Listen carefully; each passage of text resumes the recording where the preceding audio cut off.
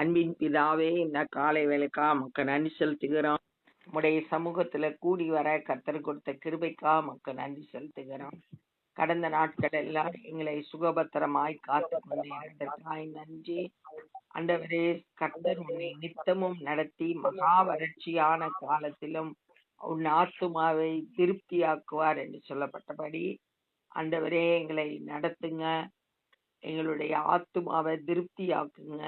இந்த நாளின் வேத தியானத்தை ஆசீர்வதித்தாங்க. நேசிக்கிற இயேசு கிறிஸ்து இனிய நாமத்தில் கேட்கிறோம் பிதாவே, ஆமென்.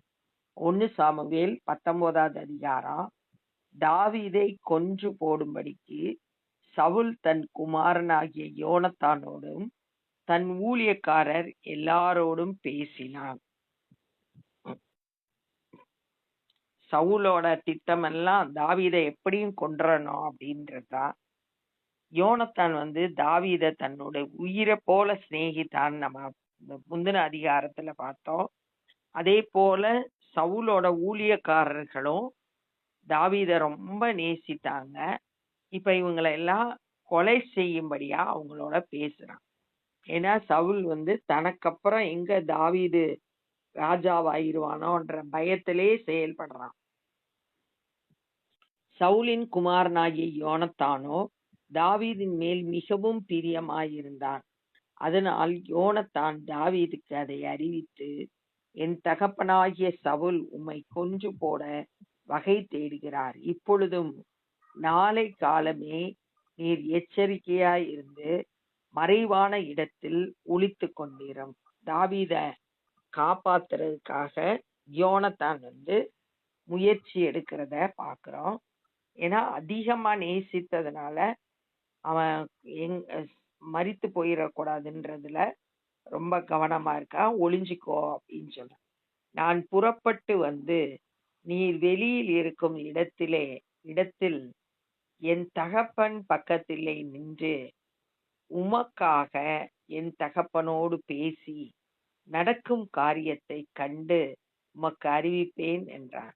நீ ஒளிஞ்சிக்கோ, நான் அப்பா கிட்ட உனக்காக நான் பேசுறேன், என்ன நடக்குதுன்றத நான் உனக்கு அறிவிக்கிறேன் அப்படின்னு சொல்லிட்டு தாவீதுக்கு பாதுகாப்ப இடத்துல இருக்கும்படியா யோனத்தான் இங்க சொல்றத பாக்குறோம். உனக்காக நான் பேசுறேன் அப்படின்னு சொல்லிட்டு தைரியமா யோனத்தான் செயல்படுகிறார்.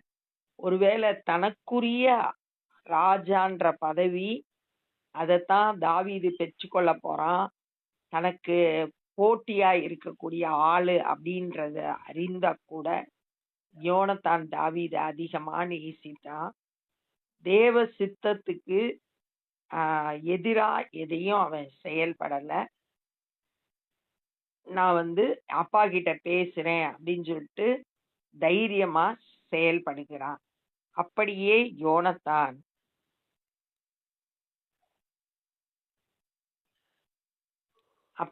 யோனத்தான் தன் தகப்பனாகிய சவுலோட தாவீதுக்காக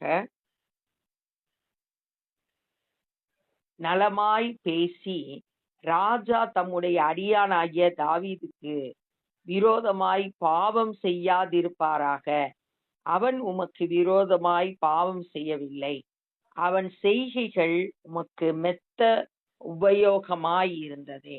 இப்ப யோனத்தான் சவுல்ட ராஜாட்ட பேசுறான், தாவீதுக்காக நலமானத பேசுறான். அவன் எந்த பாவம் செய்யல, உமக்கு விரோதமா எதையும் செய்யல அப்படின்னு சொல்லிட்டு விலக்கி சொல்றான். அவன் எதுவும் செய்யல, அவனோட செயல் எல்லாம் உமக்கு உபயோகமா தான் இருந்துச்சு. அவன் தன் பிராணனை தன் கையிலே வைத்து கொண்டு அந்த பெலிஸ்தியனை கொன்றதினால் கர்த்தர் இஸ்ரவேலுக்கெல்லாம் பெரிய ரட்சிப்பை கட்டளையிட்டதை நீ கண்டு சந்தோஷப்பட்டீரே. ஏற்கனவே நடந்ததெல்லாம் நினைவுபடுத்தினா, கோலியாத்து வந்தப்ப இவன் தான் உயிரையும் பார்க்காம நமக்காக யுத்தம் பண்ணி இஸ்ரவேலுக்கு பெரிய ரட்சிப்பை கொடுத்திருக்கான். அதை பார்த்தப்ப நீங்க சந்தோஷப்பட்டீங்க. இப்பொழுதும் முகாந்திரம் இல்லாமல் தாவீதை கொல்லுகிறதினாலே குற்றமில்லாத இரத்தத்திற்கு விரோதமாக நீர் பாவம் செய்வான் ஏன் என்றார். இப்ப அவன் எந்த தப்பும் செய்யல, காரணம் இல்லாம அவனை கொலை செய்யணும்னு நினைக்கிறீங்க. அப்படி செஞ்சா நீங்க பாவம் செய்யறவங்களா ஆயிருவீங்க.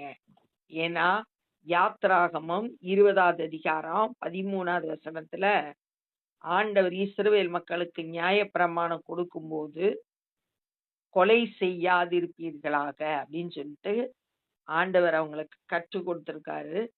இப்ப இவன் ஆண்டவருடைய வார்த்தைக்கு எதிரா செயல்படுறதுனால அந்த எச்சரிப்பை யோனத்தான் தாவீதுட்ட தைரியமா பேசுறான்.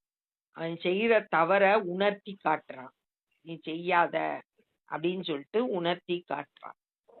தகப்பனா இருந்தாலும் ராஜாவா இருந்தாலும் அதெல்லாம் பெருசா நினைக்காம சொல்ல வேண்டியதை சரியா சொல்லி சரி பண்றான். சவுல் யோனத்தானுடைய சொல்லை கேட்டு அவன் கொலை செய்யப்படுவதில்லை என்று கர்த்தருடைய ஜீவனை கொன்று ஆணையிட்டான். இப்ப சவுலுக்குள்ள ஒரு மன மாற்றம் ஏற்படுச்சு. யோனத்தானுடைய வார்த்தையை கேட்டு ஆமா தான் செய்யற தப்புன்னு உணர்த்தப்பட்டு நான் தாவீத கொலை செய்ய மாட்டேன் அப்படின்னு சொல்லிட்டு தீர்மானம் எடுக்கிறான். கர்த்தருடைய ஜீவனை கொண்டு ஆணையிட்டான். பின்பு யோனத்தான் தாவீதை அழைத்து இந்த வார்த்தைகள் எல்லாம் அவனுக்கு அறிவித்து அவனை சவுல் அண்டையிலே கூட்டி கொண்டு போய் விட்டான். இப்ப யோனத்தான திரும்ப மறுபடியுமா தாவீத யோனத்தான் கூட்டிட்டு போய் சவுல் கிட்ட விடுறான். அப்படியே அவன் முன் போலவே அவனுடைய சமூகத்தில் இருந்தான். தாவீது எப்பையும் போல சவுலோட அரண்மனையில சமூகத்துல இருந்தான். மறுபடியும் ஒரு யுத்தம் உண்டாயிற்று. அப்பொழுது தாவீது புறப்பட்டு போய் பெலிஸ்தியரோட யுத்தம் பண்ணி அவர்களுக்குள் மகா சங்காரம் பண்ணினதினால் அவர்கள் அவனுக்கு முன்பாக முறிந்தோடி போனார்கள். அடுத்து ஒரு யுத்தம் வருது. பெலிஸ்தியர் இஸ்ரவேலுக்கு விரோதமா யுத்தத்துக்கு வர்றாங்க.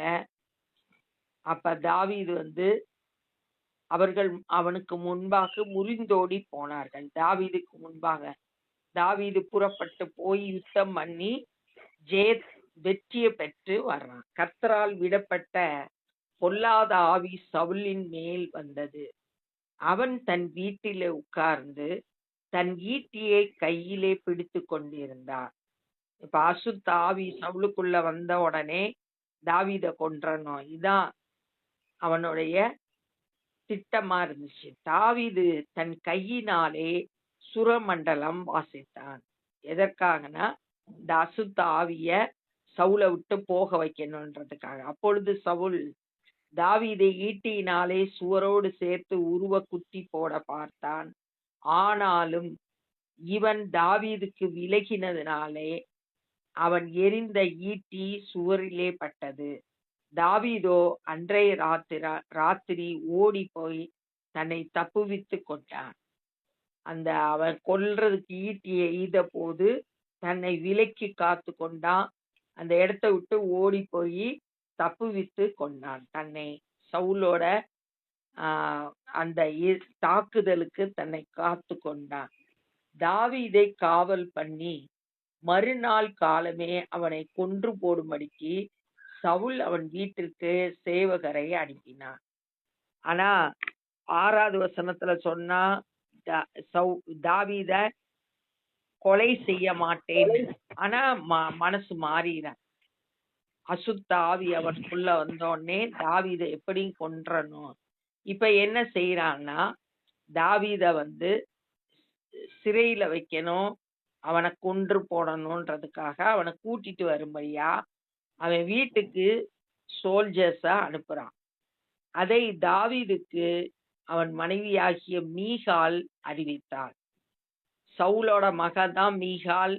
தாவீதோட மனைவி அதை கேள்விப்பட்டு தாவீதுக்கு சொல்றான், நீர் இன்று ராத்திரியிலே உம்முடைய பிராணனை தப்புவித்து கொள்ளாவிட்டால் நாளைக்கு நீர் கொன்று போடப்படுவீர் என்று சொல்லி மீகால் தாவீதை ஜன்னல் வழியாய் இறக்கிவிட்டாள். அவன் தப்பி ஓடி போனான். ஆபத்து இருக்கிற விஷயத்த மீகால் தன்னுடைய கணவனுக்கு சொல்லி அவன் எப்படி தப்பிச்சு போறதுக்கான உதவியும் அவள் செய்கிறார். மீகால் தாவீதை அதிகமா நேசித்தாள்.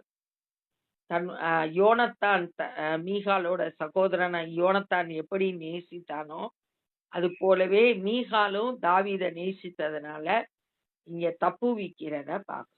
மீகாலோ ஒரு சொரூபத்தை எடுத்து கட்டிலின் மேல் வைத்து அதன் தலைமாட்டிலே ஒரு வெள்ளாட்டு தோலை போட்டு துப்பட்டியினால் மூடி வைத்தார்.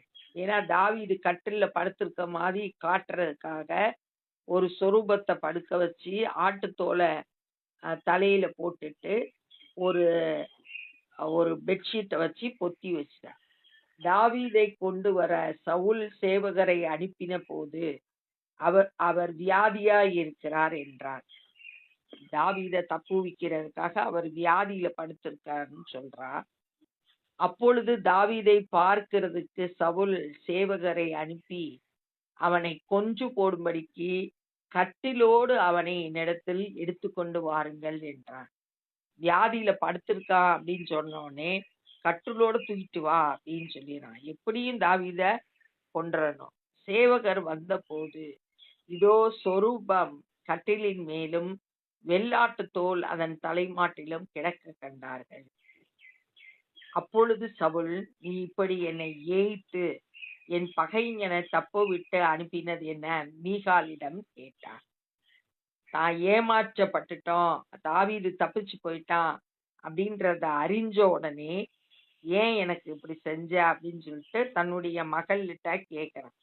மீகால் சவுலை நோக்கி, என்னை போக விடு, நான் உன்னை ஏன் கொல்ல வேண்டும் என்று அவர் என்னிடத்தில் சொன்னார். என்னை கொண்டு போட்டுருவேன்னு சொன்னதுனால நான் தப்பிக்க வச்சேன் அப்படின்னு சொல்லிட்டு அவர் சொல்றார். தாவீது தப்பி ராமாவில் இருக்கிற சாமுவேல் இடத்துல போய் சவுல் தனக்கு செய்தது எல்லாவற்றையும் அவனுக்கு அறிவித்தான். சாமுவேல் தான் ஆவிக்குரிய தலைவர். நேரா தாவீது சாமுவேல் கிட்ட போய் நடந்த எல்லா சம்பவத்தையும் அவனுக்கு அறிவித்தான். பின்பு அவனும் சாமுவேலும் போய் நாயோதிலே தங்கி இருந்தார்கள். அந்த ராமாவில இருந்து நாயோதி என்ற இடத்துல போய் தங்கி இருக்கிறான். தாவீது ராமாவுக்கு அடுத்த நாயோதியிலே இருக்கிறான் என்று சவுலுக்கு அறிவிக்கப்பட்டது. ராஜான்றதுனால எல்லாம் தெரிஞ்சிருது எங்க இருக்கான்றது. சவுலுக்கு தெரிஞ்சவங்க அப்பொழுது சவுல் தாவீதை கொண்டு வர சேவகரை அனுப்பினான். இப்ப விடல, முதல்ல வீட்டுல இருந்து தப்பிச்சுட்டான் தாவீது.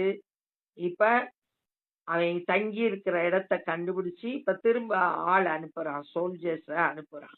அவர்கள் தீர்க்க தரிசனம் சொல்லுகிற தீர்க்கதரிசிகளின் கூட்டத்தையும் சாமுவேல் அவர்களின் தலைவனாக நிற்கிறதையும் கண்டார்கள்.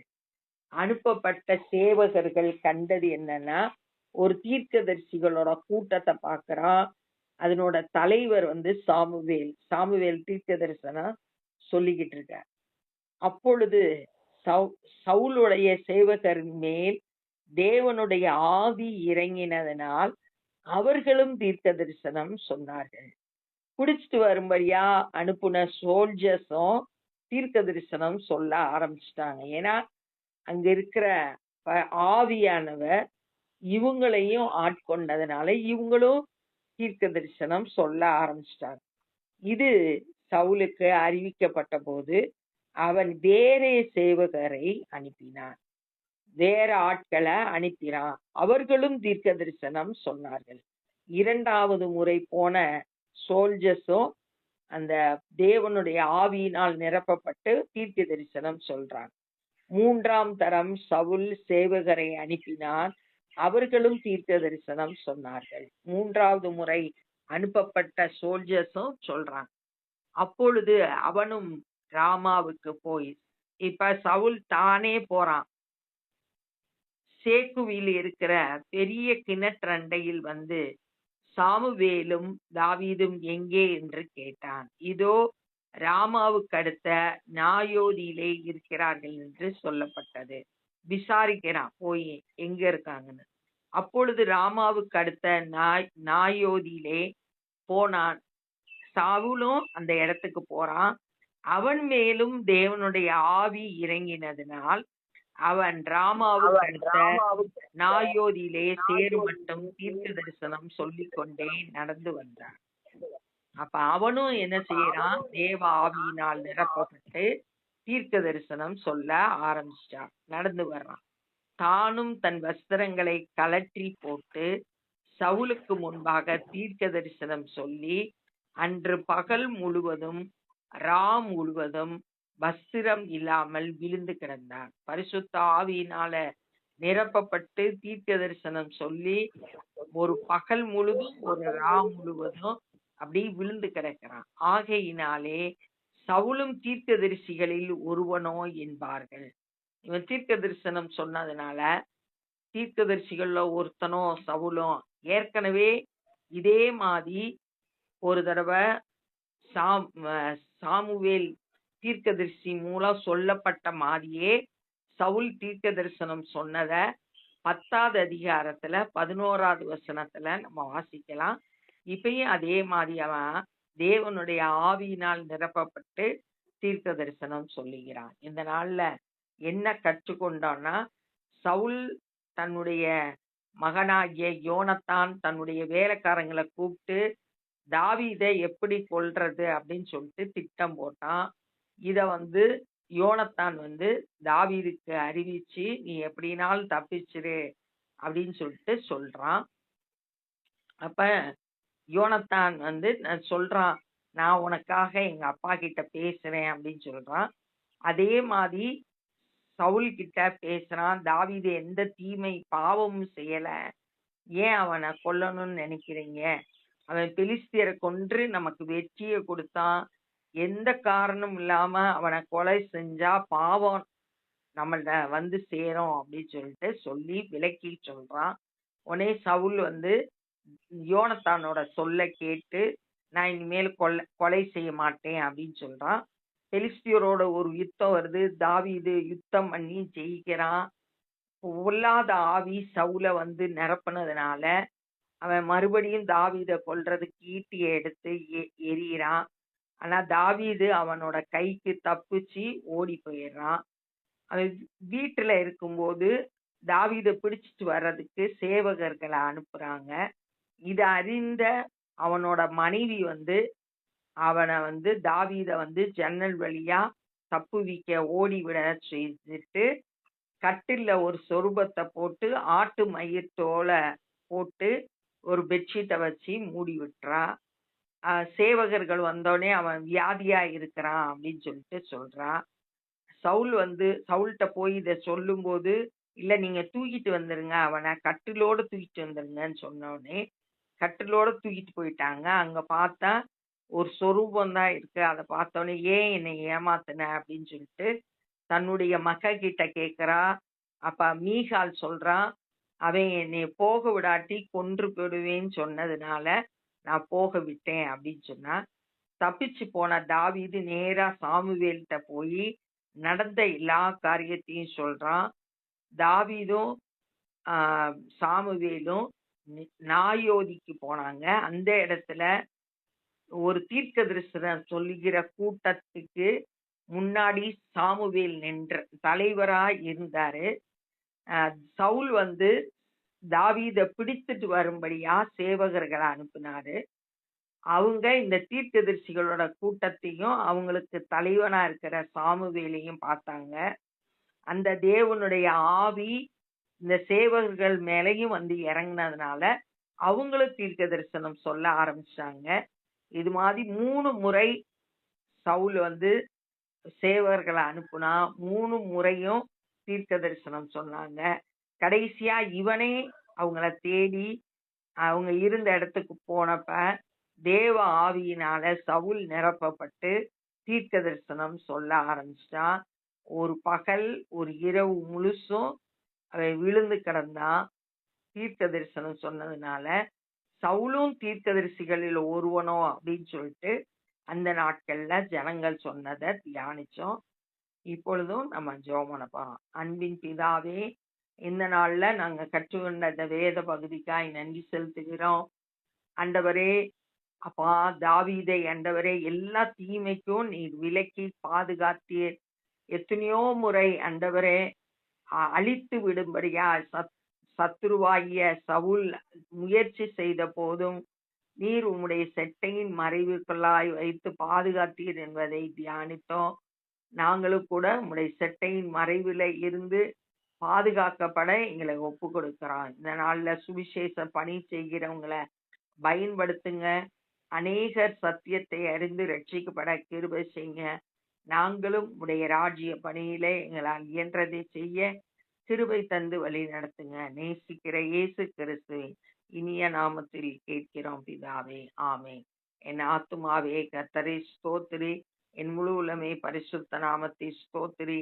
என் ஆத்துமாவே கர்த்தரை ஸ்தோத்திரி, கர்த்தர் செய்த சகல உபகாரங்களை மறவாதே. ஆமென். God bless you.